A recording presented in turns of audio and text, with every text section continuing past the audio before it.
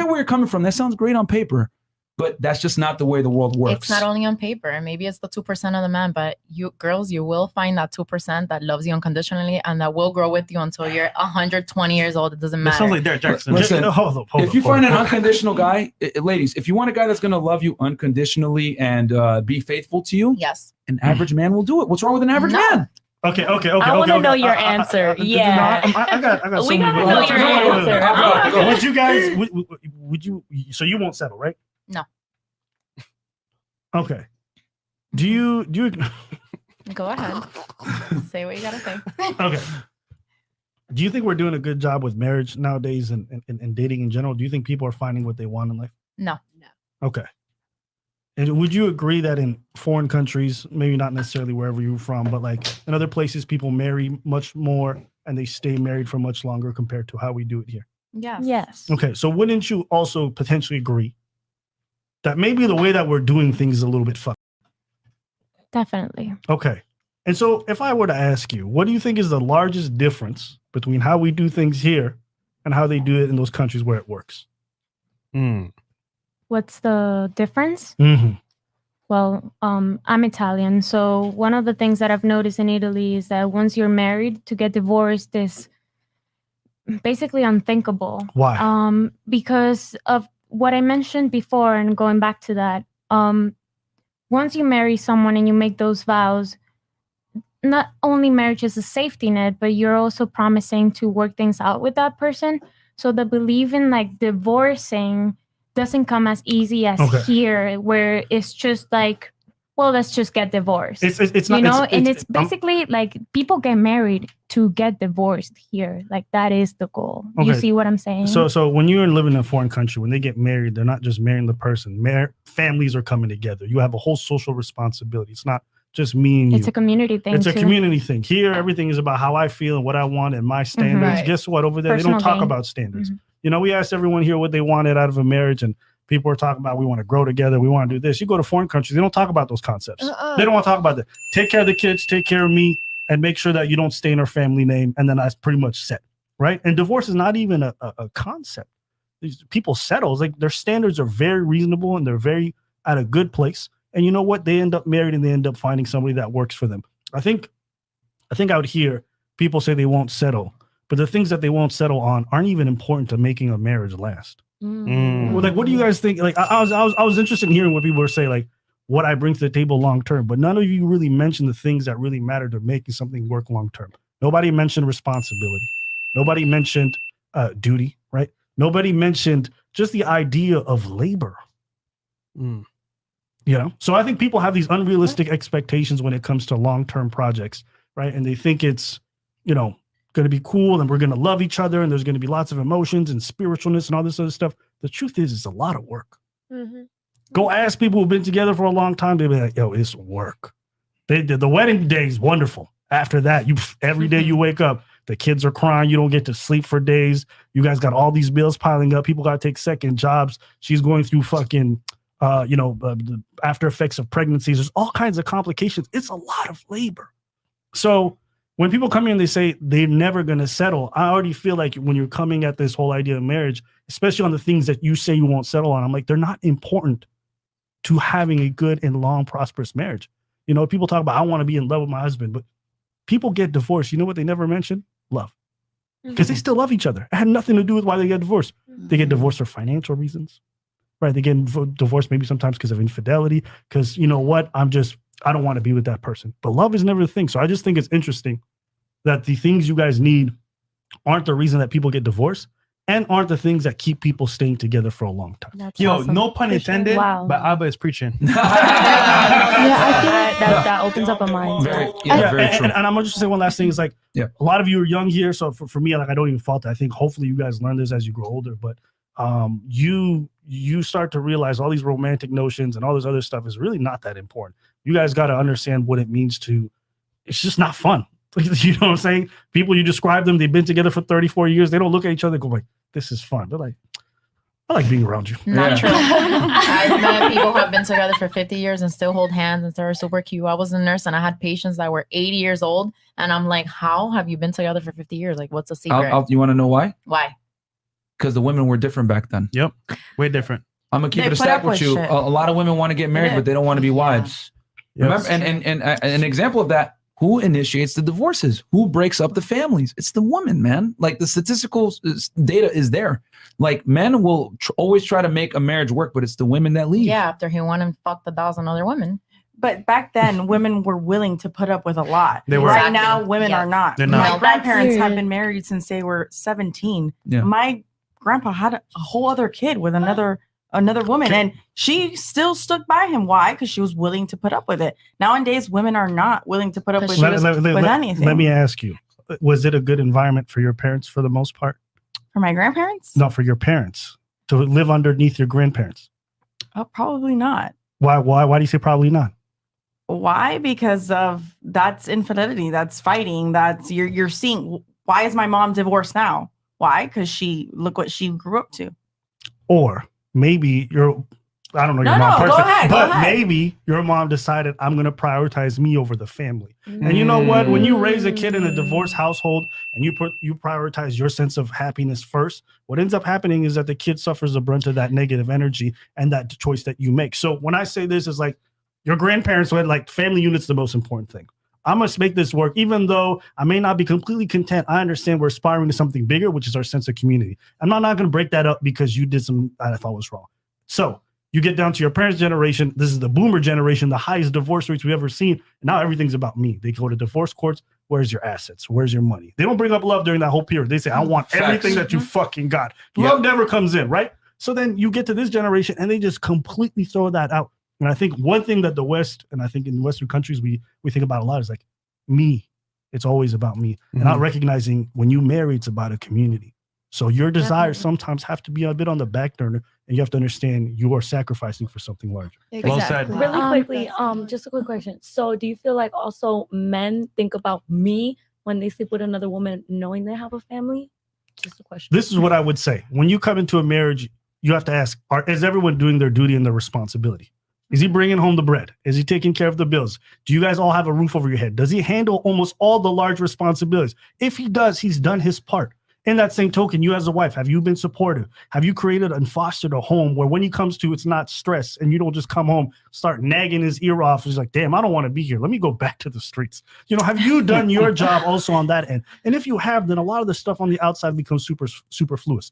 And I would say, you guys talk about this, you like infidelity, the worst. You go to a lot of those other countries, that's baked in. That's normal. They already know what time it is. Yeah. So we talk about it here like, wow. But over there, it's just like, normal. he takes care of everything, so I'm good. What if I don't need him to take care of everything? What if I have my own too?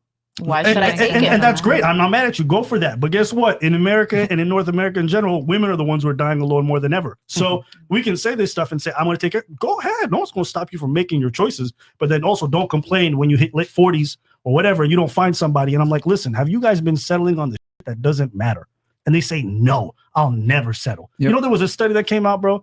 And the study said, I think it polled like 300 women, 300 men. And it asked the 300 women, if you asked the 300 men, it said, if you had 80% of what you wanted from a wife, would you take her? And guys were like, fuck yeah, that's amazing. Ask the same question to ladies. 80% of what you wanted. They were like, I will never settle. 80% of what you want. That's crazy. There's a bit of a delusion of this idea. Right? Go ahead. It depends on what's in the 20%. Is it cheating? But here's the thing. So you mentioned earlier, I see old people that hold hands. They're still together, 80 years old. You guys want to know the uncomfortable reality? The reason why they're together is because she's a traditional woman. Okay. The problem is that women want traditional relationships. They want traditional men, but they don't want to be traditional women. That's the problem. You know what I'm saying? Things have changed. Okay. Things have changed. And if things have changed, you cannot expect things to be the same way they were in the past. Holding of the hands, that love, that undying love, that comes a lot of the time from the woman, number one, submitting to the man and understanding that he's the leader. Number two, understanding this fundamental concept that a lot of modern women don't understand. Men and women are not the same at all. We're very different. The way we show love versus the way you show love are two different things. If I run around and smash girls, right, it's not personal. If you run around and smash dudes, it is personal. Because the reason why is that it takes women way more to have sex than men do. We can have sex emotionless. You can't. You know what I'm saying? So that's why it's a big problem. And a lot of modern women can't grasp that men a lot of the times are going to cheat or whatever, and they'll ruin a family, divorce a man, whatever it may be. And who suffers the most? The kids. Go ahead, Abba. I want to ask you, you were a registered nurse, correct? Yeah. Have you seen people die by themselves? Yes. Too many. What's So that sad. like? Terrible. Miserable. And you also have to acknowledge more people are going to be dying alone today than they ever have before. And that's only increasing.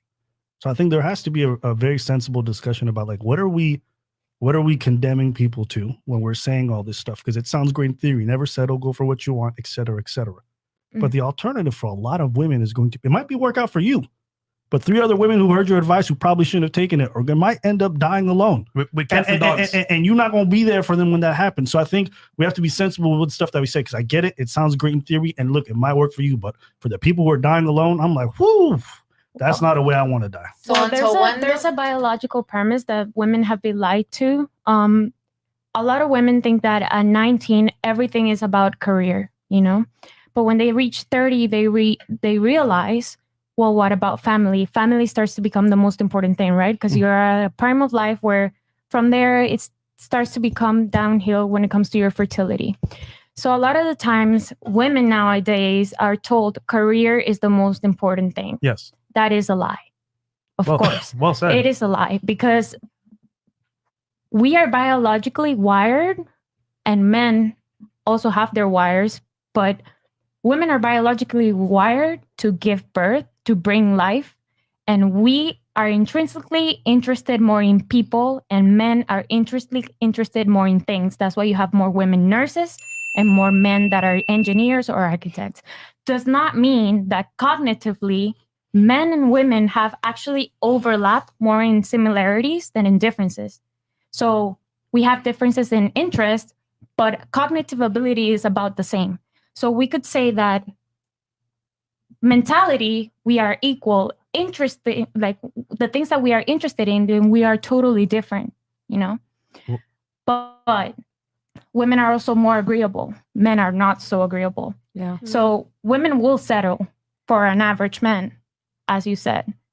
But nowadays, because of this lie that career is the most important, everybody is like, I don't want to settle. I can do the most for me.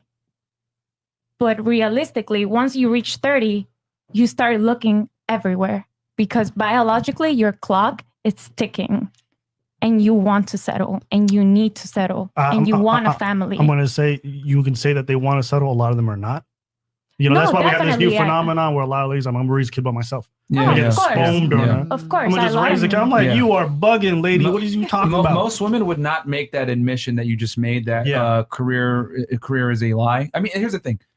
I don't have a problem with women that make money and want to become successful. But what I am saying is they need to look at the consequences of that. And the consequences of that 9 out of 10 times is you're going to put yourself in a socioeconomic bracket where you don't necessarily qualify to get a man at that bracket. Does that make sense? Because the things that men look for aren't the same things that women look for. So you make $100,000 a year.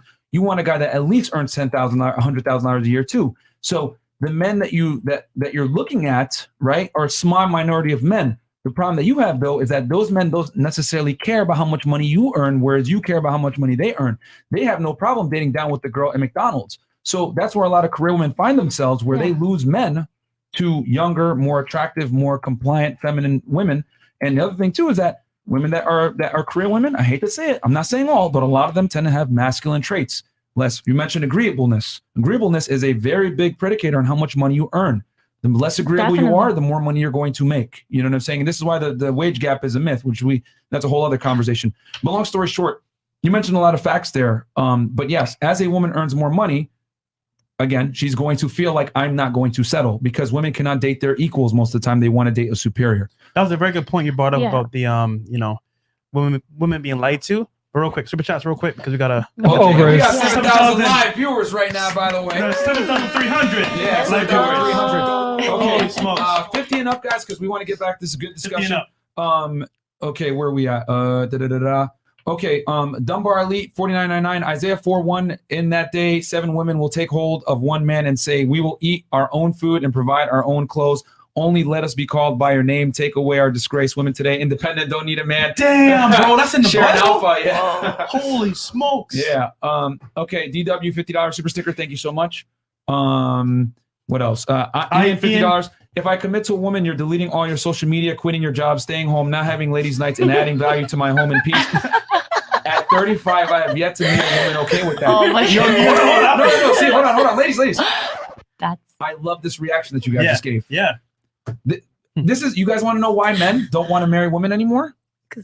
Because most women will not give that stuff up. Yeah, and the problem is that women want traditional men that will protect them, serve them, take care of them, provide for them, etc. But they don't want to be traditional women. They want to still be able to enjoy the benefits of feminism without adhering, right, to their roles as a traditional woman, while they expect their husband and male counterpart to adhere to his traditional role.